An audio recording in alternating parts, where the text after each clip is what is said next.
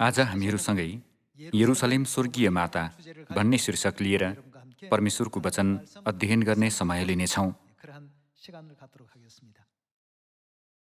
यस भौतिक संसारमा यदि कसैले आमा छैन भन्दै जिद्दी गर्छ भने मानिसहरूले उसलाई अनौठो मानिसको रूपमा सोच्ने गर्छन्। तर आत्मिक संसारमा यदि कसैले माता परमेश्वर हुनुहुन्छ भन्छ भने मानिसहरूले उल्टै उसलाई अनौठो मानिसको रूपमा सोच्दै आलोचना गर्ने गर्छन्। यो साँच्चै विडम्बनाको कुरा होइन र? यदि कुनै वक्ताले यो संसारमा आमा छैन भन्छ भने त्यस वक्तालाई दर्शकहरूले कसरी सोध्छन् होला? यो मानिसमा केही गडबडी छ, यस्तो मानिसको कुरा के सुन्नु भनेर सोच्नेछन् नि, होइन र? स्वर्गका कुराहरूको नक्कल र छाया रहेको यस संसारमा परिवार निर्माणमा आमा चाहिँदैन भन्नुलाई अनौठो कुराको रूपमा लिइन्छ। अनि यदि हामीले वास्तविकता रहेको स्वर्गीय संसारमा माता परमेश्वर हुनुहुन्छ भन्यौँ भने यो संसारले त्यो कुरालाई उल्टै अनौठो रूपमा लिने गर्छ। साँच्चै अचम्म छ। चाहे पृथ्वीमा होस् अथवा स्वर्गमा आमाको अस्तित्व अनिवार्य हुनुपर्छ। जाने बाटो थाहा नभएर भौँतारिरहेका आत्माहरूलाई अनन्त स्वर्गतिर डुर्याउनु हुने माता हाम्रो आत्माको उद्धारक हुनुहुन्छ। तर आत्मिक संसारमा माता परमेश्वर हुनुहुन्न भन्दै जिद्दी गर्ने धेरै मण्डलीहरूलाई उल्टै वैधानिक ठानिन्छ र तिनीहरूको सिद्धान्त र शिक्षालाई सत्यता मानिन्छ। यो साह्रै विचित्रको कुरा हो। त्यसो भए यी कुराहरूलाई बाइबलमा कसरी वर्णन गरिएको छ होला? कसको सिद्धान्त सही छ र कसको सिद्धान्त गलत भन्ने कुरा के हामीले छुट्याउनु पर्दैन र? किनभने मत्ती अध्याय 7 को वचन हेर्ने हो भने येशूज्यूले मलाई प्रभु प्रभु भन्ने सबैजना होइन तर पिताको इच्छा पालन गर्ने मानिस मात्र स्वर्गको राज्यमा प्रवेश गर्नेछ भन्नुभएको छैन र? त्यसो भए माता परमेश्वर अस्तित्वमा हुनु पिताको इच्छा हो कि माता परमेश्वर अस्तित्वमा नहुनु चाहिँ पिताको इच्छा हो भन्ने कुरा हामीले निश्चित गर्नुपर्छ नि, होइन र? त्यसैले आज प्रवचनको शीर्षक छ यरुसलेम स्वर्गीय माता। यरुसलेम चाहिँ स्वर्गीय माताको अर्को नाउँ हो। बाइबलमा हेर्ने हो भने परमेश्वरले मानव जातिलाई स्वर्ग प्रवेश गर्न सकिने अत्यन्त महत्त्वपूर्ण प्रतिज्ञा दिनुभएको छ। त्यसैले परमेश्वरलाई ठिकसँग विश्वास गर्दै सत्यताभित्र रहने हामीहरूलाई बाइबलमा प्रतिज्ञाका सन्तान भनेर अभिव्यक्त गरिएको छ। हामी गलाती अध्याय 4 को पद 28 को वचन पल्टाएर यो कुरालाई निश्चित गरौँ। गलाती अध्याय 4 को पद 28 मा हेर्ने हो भने अब हे भाइ हो, इसहाक जस्तै हामी पनि प्रतिज्ञाका सन्तान हौँ। यहाँ महत्त्वपूर्ण कुरा नै प्रतिज्ञा हो। हामीले कस्तो प्रतिज्ञा पाएकाले हामीलाई प्रतिज्ञाका सन्तान भनिएको होला? परमेश्वरले गर्नुभएको प्रतिज्ञा के रहेछ? हामी पहिलो यूहन्ना अध्याय 2 मा हेरौँ। अध्याय 2 को पद 25 मा हेर्ने हो भने उहाँले अर्थात् परमेश्वरले हामीलाई गर्नुभएको प्रतिज्ञा यही हो, कुन जीवन? अनन्त जीवन भनिएको छ।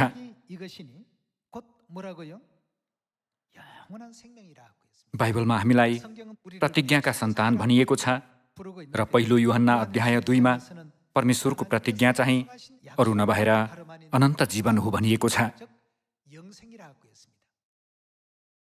हामी चाहिँ परमेश्वरबाट अनन्त जीवन पाएका सन्तानहरू हौँ। त्यसैले अब हामीले अनन्त जीवनतिर ध्यान केन्द्रित गर्दै त्यो कसरी पाउने भन्ने बारे सोच्न आवश्यक छ। यो पृथ्वीको शारीरिक जीवन प्रणालीद्वारा हामीले आत्मिक जीवनबारे बुझ्दै हामीलाई अनन्त जीवन कसरी दिइन्छ भन्ने कुरा सोच्नुपर्छ। हामी प्रकाश अध्याय 4 को पद 11 को वचन हेरौँ। अध्याय 4 को पद 11 मा हेर्ने हो भने हे हाम्रा प्रभु र परमेश्वर, तपाईँ महिमा, आदर र शक्ति ग्रहण गर्ने योग्यको हुनुहुन्छ, किनभने सबै कुरा तपाईँले नै के गर्नुभएको हो? सृष्टि गर्नुभएको हो र कसको इच्छा बमोजिम ती अस्तित्वमा आए? तपाईँकै इच्छा बमोजिम अर्थात् परमेश्वरको इच्छा बमोजिम ती अस्तित्वमा आए र तिनको सृष्टि भयो भनिएको छ। यो भाग साँच्चै महत्त्वपूर्ण छ। परमेश्वरले यो पृथ्वीमा सबै कुरा सृष्टि गर्नुभयो।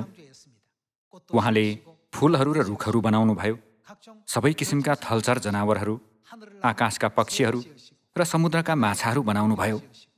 साथै हिमाल, मैदान र पहाड पनि बनाउनुभयो। यस विश्वव्यापी गाउँमा जीवन कायम हुनलाई चाहिने सबै शर्तहरू परमेश्वरले बनाएर राखिदिनुभयो। ती यावत थोक सृष्टि गर्नुहुँदा तिनमा परमेश्वरको इच्छा र अभिप्राय समावेश छ भनेर बाइबलमा भनिएको छ। सजिलो गरी भन्नुपर्दा परमेश्वरको इच्छा बिना कुनै पनि थोक सृष्टि भएन भन्ने कुरा हो। त्यसो भए आज यस ठाउँमा उपस्थित यहाँहरू चाहिँ नि त परमेश्वरको इच्छा बिना सृष्टि भएको व्यक्ति कोही हुनुहुन्छ? कसैले नाकको भूमिका, कसैले कानको त कसैले मुखको भूमिका निभाउन सक्ने गरेर परमेश्वरले हामी सबैलाई शरीरका विभिन्न अङ्गको रूपमा सृष्टि गर्नुभयो। सडकको छेउमा फ्याँकिएको ढुङ्गा अथवा काठको एउटा टुक्रा पनि त्यो समयमा त्यो ठाउँमा राखिनुमा निश्चित कुनै कारण रहेको हुन्छ। परमेश्वरले सृष्टि गर्नुभएका थोकहरूमध्ये कुनै पनि व्यर्थ र प्रयोगहीन छैन। सृष्टि गरिएका थोकहरूले परमेश्वरको मुक्तिको प्रबन्धमा एकदम महत्त्वपूर्ण भूमिका खेलेका हुन्छन् भन्ने कुरालाई हामीले सधैँ मनन गर्नुपर्छ। त्यसो भए सृष्टिका थोकहरूमध्ये जीवन जन्माएर हस्तान्तरण गर्ने पात्रको रूपमा परमेश्वरले कसलाई सृष्टि गर्नुभएको छ त? यो कुरालाई अलि गहिरिएर विचार गरेमा मात्र हामीले परमेश्वरको साँचो इच्छा पत्ता लगाउन सक्नेछौँ।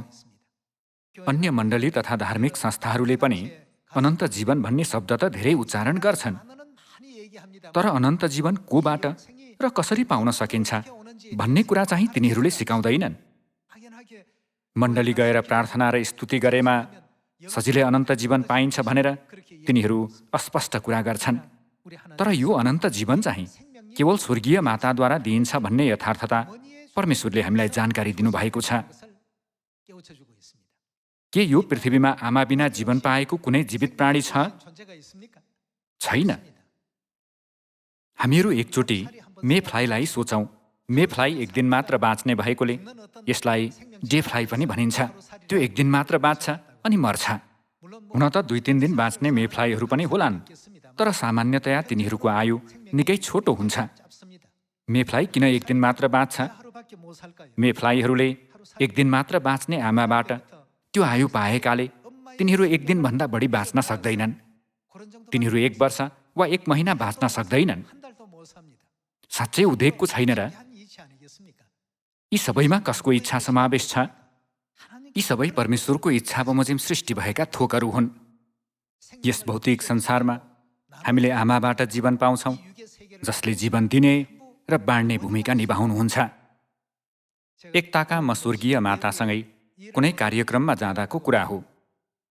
कार पार्क गरिएको ठाउँमा एउटा ठुलो रुख थियो। त्यस रुखको नाम पेटिकामा संरक्षित प्रजाति र उमेर 560 वर्ष भनेर लेखिएको थियो। होइन, मानिसभन्दा 5-6 गुणा बढी आयु कसरी हुन सकेको होला? त्यस रुखको उमेर देखेर मैले यसरी सोच्न पुगेँ, यो रुखले यति लामो समय बाँच्ने आयु पक्कै पनि आफ्नो आमाबाट पाएको हुनुपर्छ। यो पृथ्वीमा चाहे जनावरको संसारमा होस् अथवा वनस्पतिको संसारमा परमेश्वरले जीवन चाहिँ आमाद्वारा दिइने गराउनु भएको छ। यसमा परमेश्वरको इच्छा के छ होला? एक समय ममा जिज्ञासापूर्ण प्रश्न उब्जिन्थ्यो, आमा बिना के बुबा एक्लैले सन्तानलाई जन्माउन सक्दैनन् होला? सर्वशक्तिमान परमेश्वरले किन यस्तो हुन नदिनु भएको होला? के परमेश्वरले नसक्नु भएर जीवन चाहिँ केवल आमाद्वारा जन्मने गराउनु भएको हो र? परमेश्वरमा सबै कुरा सम्भव छ, त किन उहाँले जीवन चाहिँ केवल आमाद्वारा पाउने प्रणाली राख्नु भएको होला? परमेश्वरले यसलाई डिजाइन गर्नुभयो, योजना गर्नुभयो र त्यसअनुसार कार्य गर्नुभयो। सबै कुरा परमेश्वरको इच्छा बमोजिम अस्तित्वमा आए र तिनको सृष्टि भयो भनेर बाइबलमा लेखिएको छ। त्यसो भए बुबाद्वारा जीवन जन्मिने नभएर आमाद्वारा जीवन जन्मिने गरी सम्पूर्ण जीवित प्राणीलाई यसरी सृष्टि गर्नुमा पिताको कस्तो इच्छा छ होला? हिब्रू अध्याय 8मा यो पृथ्वीको प्रणाली चाहिँ स्वर्गको नक्कल र छाया हो भनिएको छ। हामीलाई प्रतिज्ञाका सन्तान भन्ने उपाधि दिइएको छ। परमेश्वरले हामी प्रतिज्ञाका सन्तानहरूलाई दिनुभएको प्रतिज्ञा नै अनन्त जीवन हो। यसैले हामीले अनन्त जीवनको बारेमा छलफल गर्न आवश्यक छ। आमा बिनाको संसार चाहिँ जीवन बिनाको संसार हो भन्न सकिन्छ, होइन र? आमा बिनाको संसार मृत संसार हो, कारण यस्तो संसारमा जीवन अस्तित्वमा रहन सक्दैन। किन परमेश्वरले यस्तो प्रणाली बनाउनु भएको होला?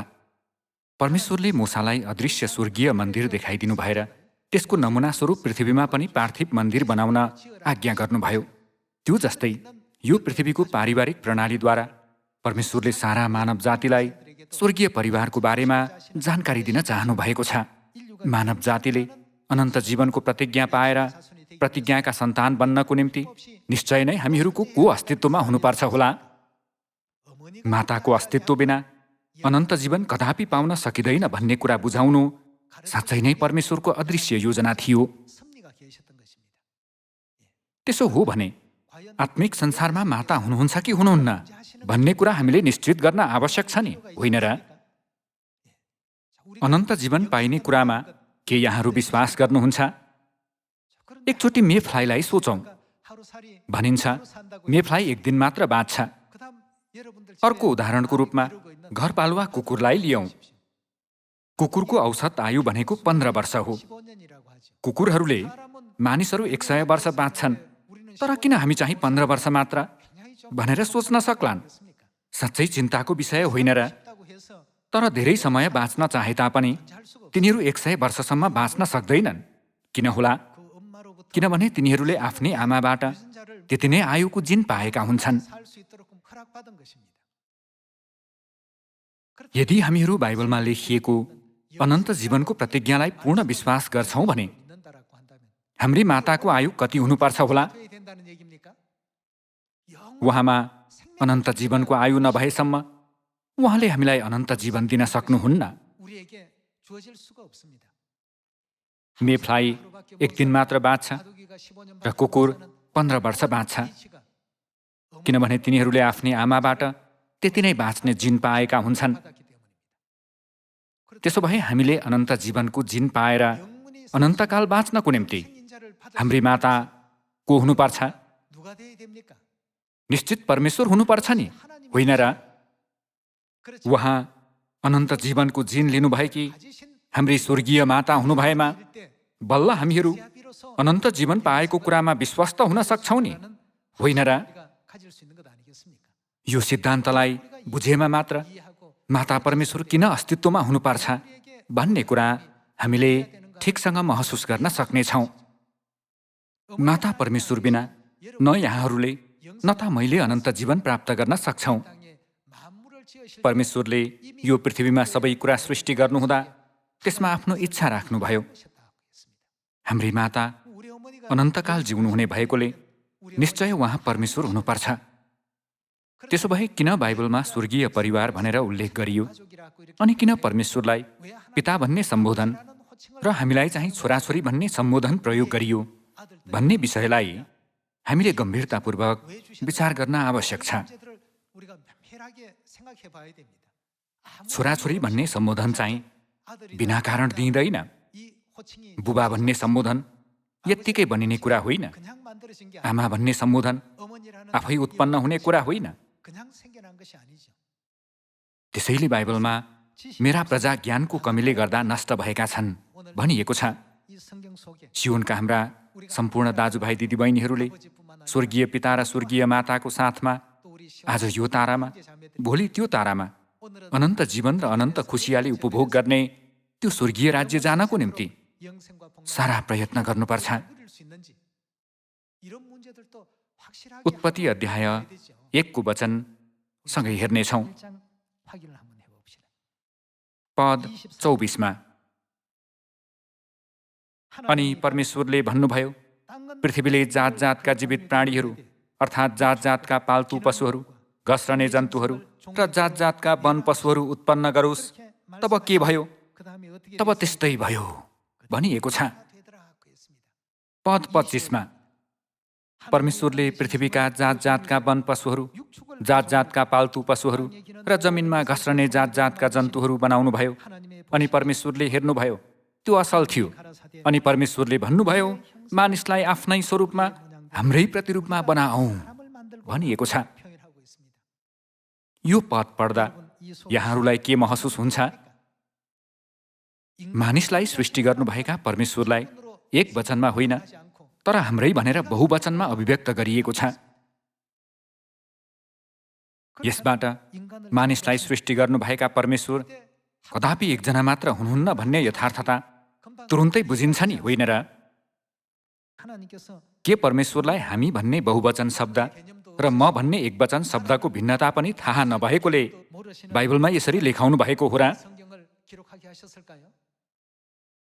परमेश्वर खोट रहित, सर्वज्ञ र सही हुनुहुन्छ। पद 26मा अनि परमेश्वरले भन्नुभयो, मानिसलाई आफ्नै स्वरूपमा, हाम्रै प्रतिरूपमा बनाऊ। तिनीहरूले समुद्रका माछाहरू, आकाशका पक्षीहरू, पाल्तु पशुहरू र जमिनमा चलहल गर्ने सबै जन्तुहरूमाथि अधिकार गरून्। पद 27मा यसै कारण परमेश्वरले मानिसलाई आफ्नै स्वरूपमा सृष्टि गर्नुभयो। परमेश्वरकै प्रतिरूपमा उहाँले तिनलाई सृष्टि गर्नुभयो। कोरको गरी, नर र नारी नै गरी उहाँले तिनीहरूलाई सृष्टि गर्नुभयो भनिएको छ। हाम्रै भन्नुहुने परमेश्वरले मानिसलाई नर र नारी गरी सृष्टि गर्नुभयो भनिएको छ। फेरि भन्नुपर्दा नर स्वरूपका परमेश्वर र नारी स्वरूपकी परमेश्वर हुनुहुन्छ भन्ने कुरा हो। नर स्वरूपका परमेश्वरलाई मानिसहरूले लामो समयदेखि पिता परमेश्वर भनेर पुकार्दै आएका छन्। त्यसो भए नारी स्वरूपकी परमेश्वरलाई हामीले के भनेर पुकार्नुपर्छ होला? जीवन अस्तित्वमा ल्याउनुभएका नर स्वरूपका परमेश्वरलाई पिता परमेश्वर भनेर पुकारिन्छ भने मानव जातिलाई सृष्टि गर्नुभई जीवन दिनुभएकी नारी स्वरूपकी परमेश्वरलाई हामीले के भनेर पुकार्नुपर्छ त? स्वाभाविक रूपले माता परमेश्वर भन्नुपर्छ।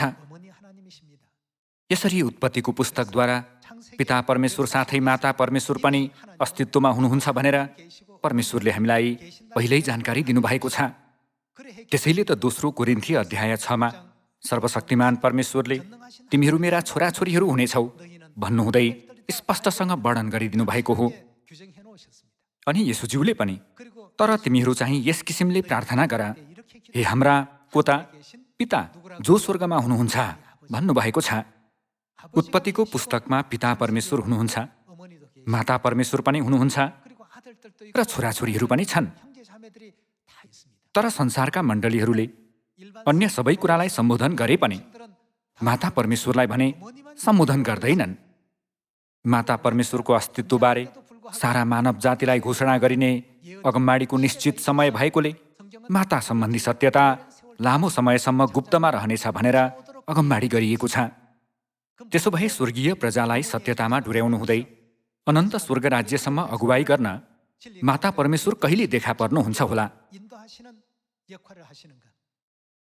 आदमद्वारा सङ्केत गरिनुभएका दोस्रो आगमनका ख्रिस्ट अनि आदमकी पत्नीद्वारा सङ्केत गरिनुभएकी पवित्र आत्माकी दुलही स्वर्गीय माता पछिल्ला दिनहरूमा यो पृथ्वीमा शरीरमा देखा पर्नुहुनेछ र यस पापमय संसारमा बहुतारिरहेका मानिसहरूलाई मुक्तिको मार्गमा डुर्याउनु हुनेछ भनेर बाइबलमा अगमबाडी गरिएको छ। अदनको बगैँचामा परमेश्वरले सृष्टि गर्नुभएको पहिलो नर र पहिलो नारी को थिए? आदम र हब्बा।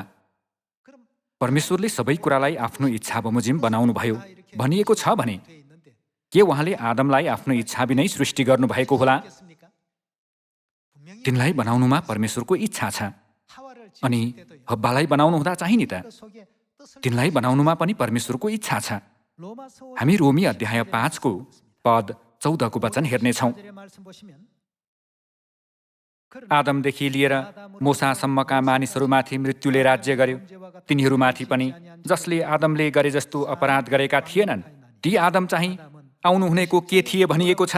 प्रतिरूप थिए।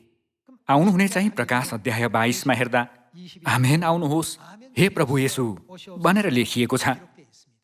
आउनुहुनेले येशूज्यूलाई जनाउँदछ। यदि आदम येशूज्यूलाई सङ्केत गर्न सृजिएका हुन् भने तिनकी पत्नी हब्बा कसलाई सङ्केत गर्न सृजिएकी होलिन्? यसको उत्तर जान्न हामी उत्पत्ति अध्याय 3 मा गएर हेरौँ। पद 20 मा आदमले आफ्नी पत्नीको नाउँ के राखे भनिएको छ? हब्बा राखे भनिएको छ। आदमले आफ्नी पत्नीको नाउँ हब्बा राखे। बाइबलको फुटनोटमा हेर्ने हो भने हब्बाको अर्थ जीवन हो। प्रत्येक नाउँको अर्थ हुन्छ। किन आदमले आफ्नी पत्नीको नाउँ जीवन जनाउने शब्द हब्बा राखेका होलान्? परमेश्वरले आदमलाई जीवन भन्ने नाउँ दिन पनि सक्नुहुन्थ्यो, तर जीवन जनाउने त्यो नाउँ हब्बालाई दिनुभयो। हब्बाको भूमिका र मिसन तिनको नाउँमा लुकेको छ। आदमले आफ्नी पत्नीको नाउँ हब्बा राखे किनभने सबै जीवितहरूकी आमा तिनी नै हुन्। ख्रिस्टलाई सङ्केत गर्न परमेश्वरले आदम सृष्टि गर्नुभयो अनि सबै जीवितहरूकी आमाको अस्तित्व थाहा दिन हब्बालाई सृष्टि गर्नुभयो। आदम र हब्बा बनाउनुमा परमेश्वरको इच्छा यही हो। त्यसैले कुनै पनि थोक परमेश्वरको इच्छा बिना बनिएन भनिएको छ।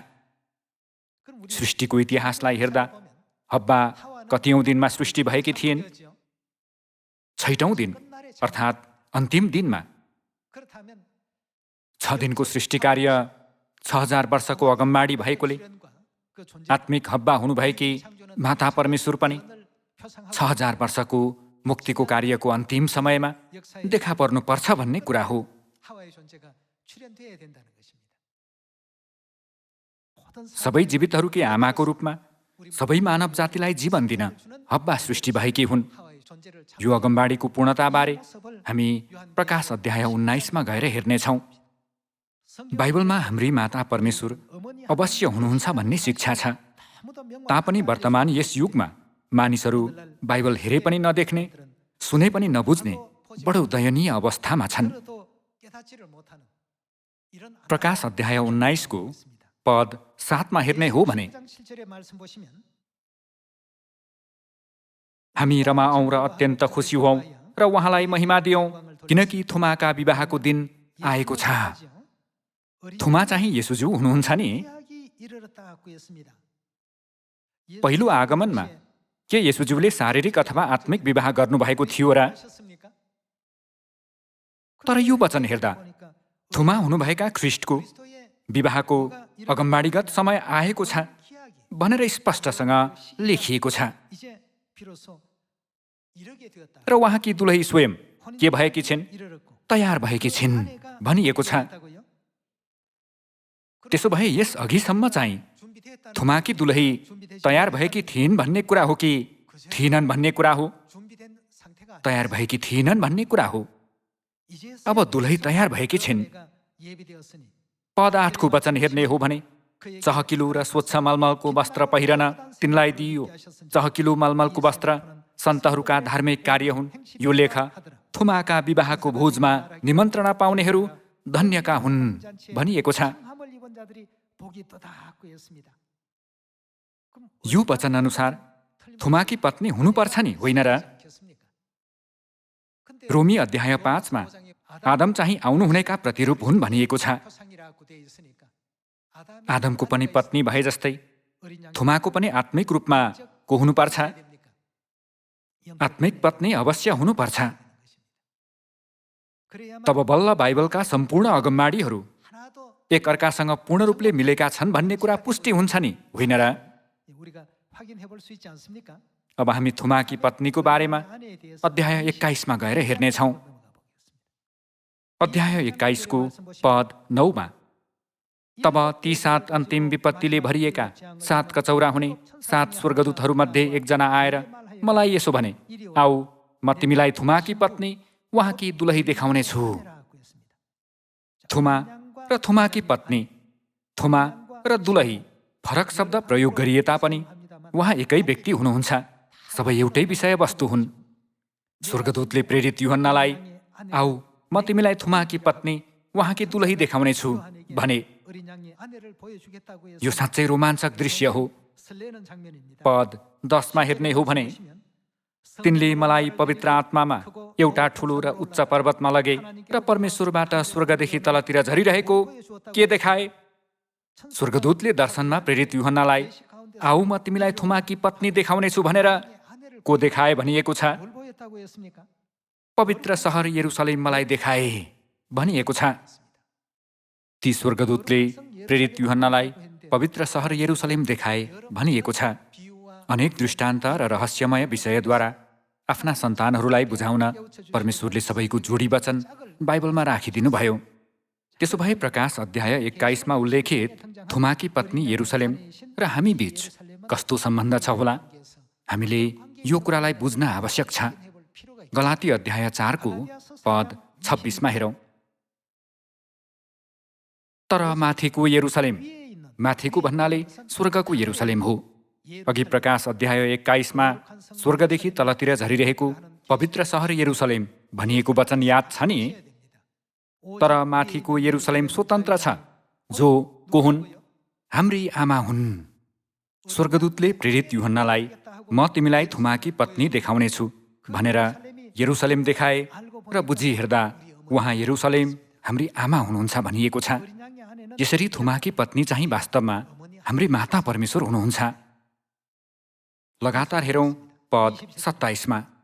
किनभने लेखिएको छ, हे नजन्माउने बाँझी आनन्द गर, हे प्रसव पीडा थाहा नपाउने मन खोलेर कराऊ, किनभने पति भएकी स्त्रीभन्दा त्यागिएकी स्त्रीका छोराछोरी धेरै छन्। अब हे भाइ हो, इसहाक जस्तै हामी पनि के हौँ? प्रतिज्ञाका सन्तान हौँ। फेरि भन्नुपर्दा यहाँ प्रतिज्ञा भनेको अनन्त जीवन हो। त्यसैले हामीहरू इसहाक जस्तै अनन्त जीवनको प्रतिज्ञा पाएका सन्तान हौँ। तर त्यसबेला जसरी शरीर अनुसार जन्मेकोले आत्मानुसार जन्मेकोलाई सताउँदथ्यो, अहिले पनि त्यस्तै छ। तर धर्मशास्त्रले के भन्दछ? कमारी र त्यसको छोरालाई निकालिदेऊ, किनभने दासी पुत्र स्वतन्त्र स्त्रीको छोरासँग उत्तराधिकारी हुने छैन। यसकारण भाइ हो, हामी कमारीका होइनौँ, तर स्वतन्त्र स्त्रीका के हौँ?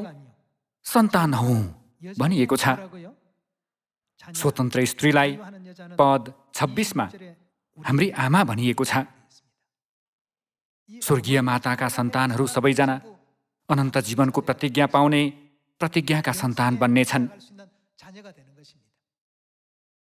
मेफ्लाई एक दिन मात्र बाँच्न सक्नुको कारण चाहिँ त्यो अल्छी भएकोले अथवा स्वस्थकर भोजनलाई व्यवस्था गरेकोले होइन। यदि हामी आफूलाई प्रतिज्ञाका सन्तान भन्छौँ र यदि हामीमा अनन्त जीवन छ भने हामी भन्छौँ भने हामीलाई अनन्त जीवनको प्रतिज्ञाका सन्तान बनाउनु हुने हाम्री स्वर्गीय माताको आयु कति हुनुपर्छ भन्ने कुरालाई हामीले सोच्नुपर्छ। कुकुर 15 वर्ष बाँच्छ र मेफ्लाई एक दिन। मानिसको आयु चाहिँ 100 वर्ष हो भनेर मानिलियौँ। प्राय 100 वर्षको जुनी भन्ने गरिन्छ। यसरी फरक फरक आयुलाई केले निर्धारण गर्छ होला? आयु चाहिँ कसैले पनि मनपरी बढाउन सक्दैन, किनभने सबैले आफ्नै आमाबाट त्यो आयु पाएका हुन्छन्। परमेश्वरले हामीलाई अनन्त जीवन दिनेछु भनेर प्रतिज्ञा गर्नु भएकोले स्वर्गीय माता निश्चय नै परमेश्वर हुनुहुन्छ भन्ने कुरा हो। परमेश्वरले उत्पत्ति अध्याय 1 मा पहिल्यै पुष्टि गरिदिनु भयो।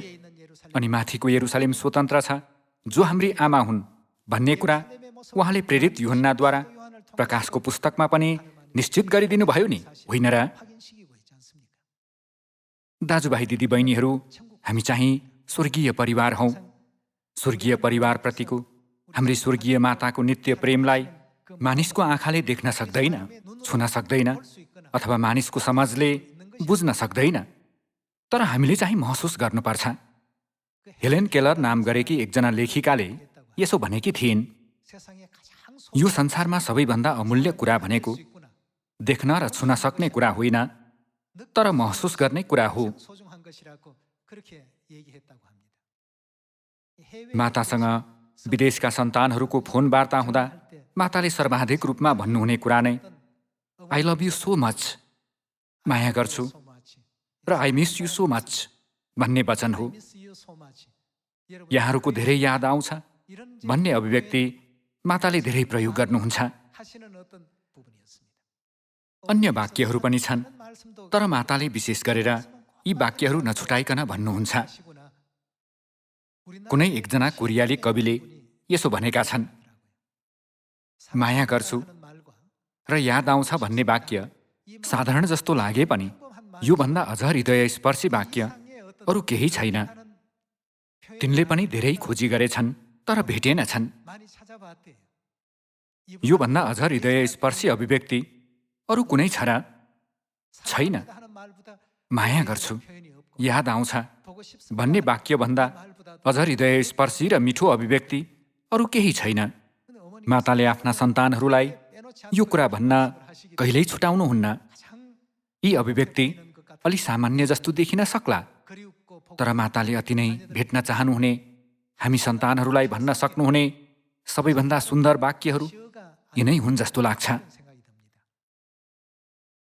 त्यसैले सियोनका सन्तानहरू आज पनि देश विदेशबाट माताको यस्तो प्रोत्साहन र समर्थन पाउँदै सामरियामा र पृथ्वीको अन्तिम छेउसम्म स्वर्गीय परिवार खोज्ने सुसमाचार प्रचारको कार्यमा परिश्रम साथ लागि पर्नु भएको छ। हाम्रो साथमा स्वर्गीय माता हुनुहुन्छ भन्ने कुरालाई सियोनका सबै सन्तानहरूले दृढ विश्वास गर्दै यो कुरामा विश्वस्त हुऔं। हामीहरू सधैँ खुसी र वचनमा आनन्दित हुनुपर्छ। अनि सन् 2022मा पनि विश्वासद्वारा पितामाताको प्रेम बाँड्दै सियोनभित्र पनि आपसमा एकता र मिलापमा रहेर विचारशील हुँदै एकले अर्कालाई प्रोत्साहन र समर्थन गर्ने हामीहरू हुनुपर्छ। यसो गर्दै हामी सबै स्वर्गीय परिवारहरू माताको हात समाएर सँगै हाम्रो अनन्तको स्वर्गीय गृहनगर फर्कनेछौँ भनी आशा गर्दछु। कोरोना महामारीले गर्दा थोरै थकित छौँ होला, तापनि बल गरौँ। स्वर्ग राज्यले हामीलाई पर्खिरहेको छ। अहिले हामीहरू निश्चित कदम चालिरहेका छौँ, कारण हामीलाई डोर्याउनुहुने पिता परमेश्वर र माता परमेश्वर निश्चय नै हाम्रा मुक्तिदाता हुनुहुन्छ। यो यथार्थतालाई कहिल्यै नबिर्सिकन अनन्त स्वर्ग राज्यसम्म विश्वासमा दरिला भएर अघि बढ्न सक्ने यहाँहरू र म हुन सकौँ भन्दै आजको प्रवचन समाप्त गर्दछु। धन्यवाद।